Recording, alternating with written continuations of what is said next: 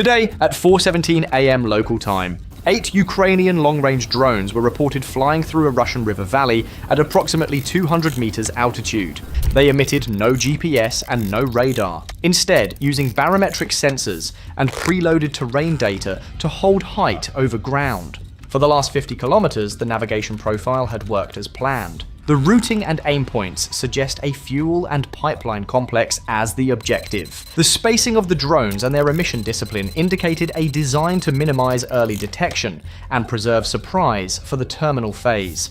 Minutes later, the air picture changed unexpectedly, and Mi-24 Hind, on an unscheduled patrol, detected engine noise and turned into the valley with weapons ready. At nearly the same moment, 2 Ukrainian R-360 Neptune missiles launched on separated flight paths. The timing suggests a deception plan. Pull Russian search radars and operator attention toward high-signature missiles, while the low-signature drones advanced. The first Neptune climbed to roughly 15,000 feet and presented a radar cross-section closer to a small aircraft than a low observable cruise missile. There was no pretense of stealth, only an invitation to be seen and engaged. Russian S-400 operators, following doctrine, locked and fired at the salient high-altitude threat. Although the system can track many targets, operators typically prioritize the most salient missile first. This step shaped the defense's priorities, so the main effort, the low drones, could move through a thinner seam. Meanwhile, the lead drone continued along the river at 200 meters, cross-checking a barometric altimeter against stored terrain at short intervals. 7 drones followed at staggered distance to avoid forming a single composite radar return. When Drone 5 detected power lines 200 meters ahead, it executed a programmed microclimb, cleared by a narrow margin, and dropped back into contour. The trailing aircraft mirrored the path. Each evasive action cost speed and climb margin, but it preserved the formation's signature control. The second Neptune missile dropped to around 15 meters and sped up to about 900 kilometers per h, using its radar altimeter near minimum safe thresholds for intermittent visibility. This tactic was designed to briefly trigger alarms before disappearing.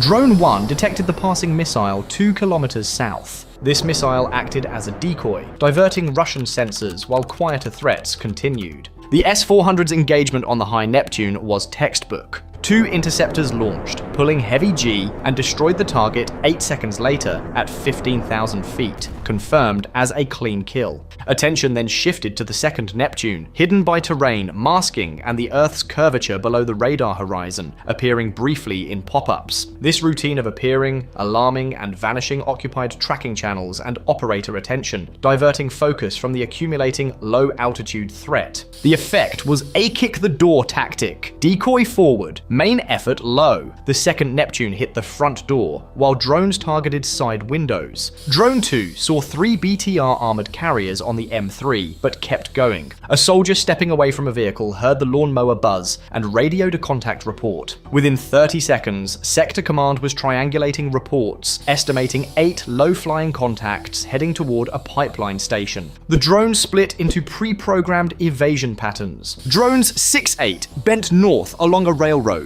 Drones 3-5 pressed deeper into the valley. Drones 1-2 stayed higher and more visible to carry the decoy burden. Drone 4's infrared feed flared white with turbine heat from an approaching Mi-24. Kinematics were simple. Helicopter near 280, drones near 150, intercept in 3.7 minutes. Mission timer showed 9 minutes to target. The timeline forced both sides to accept risk, one to close and kill, the other to endure long enough to arrive. The second Neptune sharply ascended to 5,000 feet, about 10 kilometers from the fuel node. Radars reacquired it, triggering alarms across commands. The climb was illogical for a direct strike, but perfect for provoking a point defense response at a critical moment. The first Mi-24 arrived overhead, crewed by a pilot with Afghan training and a less experienced gunner. At dawn, with limited thermal aids, they relied on optics, poor conditions for tracking small, fast targets. The Mi-24's More's 12.7 mm Yak-B Gatling opened fire. High rate of fire did not overcome the lead problem at that range. A suitcase-sized drone crossed the reticle faster than the turret could slew and stabilize. Low contrast and shifting range made lead estimation difficult. After extended bursts, 3 rounds struck Drone 2 around center fuselage. Telemetry ceased instantly,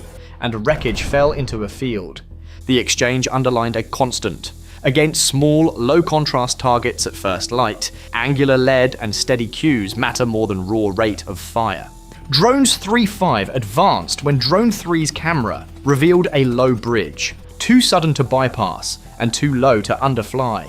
All 3 executed emergency climbs, breaking terrain masking at the worst point. The helicopter switched to S-880mm unguided rockets. Those rockets are designed to suppress areas, not to pick off micro-targets, but a ripple can compensate for poor sightlines. A short burst destroyed Drone 4 outright and shredded Drone 5's left wing, forcing it into the river. Drone 3 cleared the bridge and dropped back to masking altitude. Rotor diameter and safety margins prevented the helicopter from pressing into those narrower corridors. The second Neptune continued its hide-and-seek routine. At around 8 kilometers from the site, it climbed to about 3,000 feet, presenting a clean problem to point defense. A Pantsir S-1 battery commander took the shot. 4 57E6 missiles rippled. 1 would normally suffice, but redundancy avoided embarrassment. Overlapping detonations produced a sustained fireball. Defenders scored a second kill and experienced a surge of confidence. Attention, however, fixed on the southern glow as another approach vector matured from the north. From that northern axis, drones 6, 7, and 8 followed the railroad at about 50 meters altitude, still undetected by units oriented south. A second Mi-24 rose from behind the trees at 2 kilometers. This crew adopted a smarter sensor choice, cutting visible searchlights and using infrared to spot warm drone motors against cooling ground. Controlled bursts, rather than spray patterns, brought hits on Drone 6. Fluid leaked, control lines degraded, and altitude bled away. Drone 7's random heading evasion failed to shake the following helicopter, leaving Drone 8's straight path unopposed. The first Mi-24, chasing Drone 3, was low on ammo, 300 rounds, and frustrated. Poor radio deconfliction hindered helicopter coordination. A flare only lit empty forest. Simple countermeasures against small drones proved ineffective, wasting ammunition and time. On the rooftops around the pipeline station, Russian soldiers deployed Igla-S man-portable air defense systems. The Igla-S uses a dual-band infrared seeker and proximity fuse, and is effective against jets and helicopters, whose exhaust plumes run hundreds of degrees above ambient. Against small piston engines, thermal contrast can fall near seeker thresholds. The first shooter swept for a lock and found none. He fired, and the missile launched cleanly, then went ballistic when it had nothing to track. 2 more teams repeated the sequence with the same outcome. The systems worked as designed. These small, cool engines sat near seeker thresholds. 1 Igla-S shot achieved a proximity effect.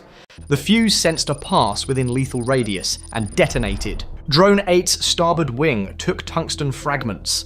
Asymmetric drag and reduced lift emerged immediately. The controller tried to compensate with rudder and throttle, but holes in lifting surfaces are a structural problem software cannot fully overcome.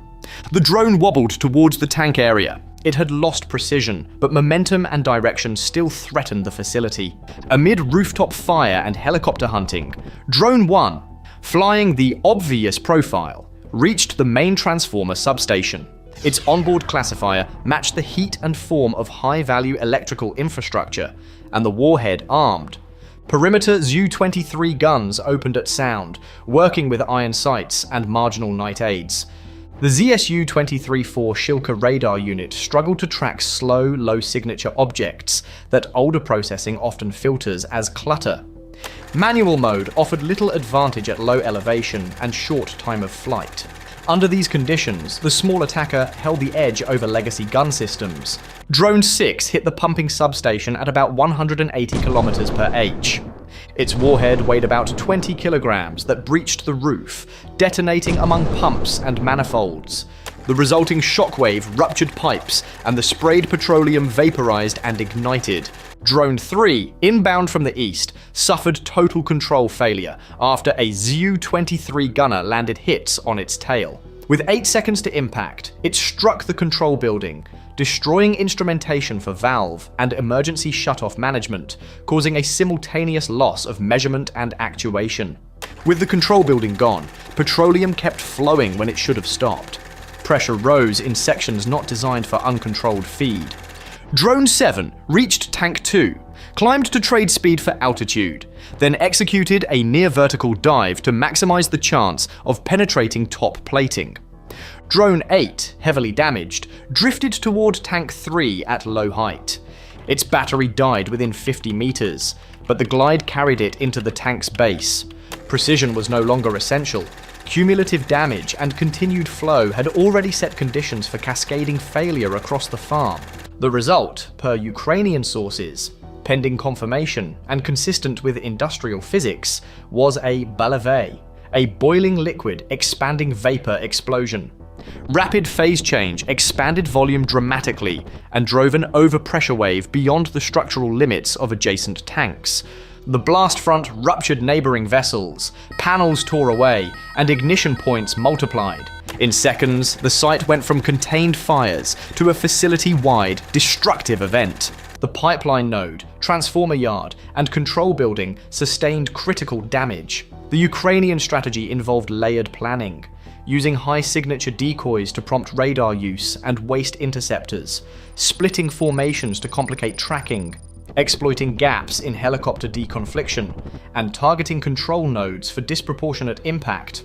Russia's defenders, despite downing 2 Neptunes and 3 drones, were hampered by sensor fixation, poor radio coordination between helicopters, and using outdated guns and heat seekers against cool, slow drones, resulting in tactical wins but strategic issues.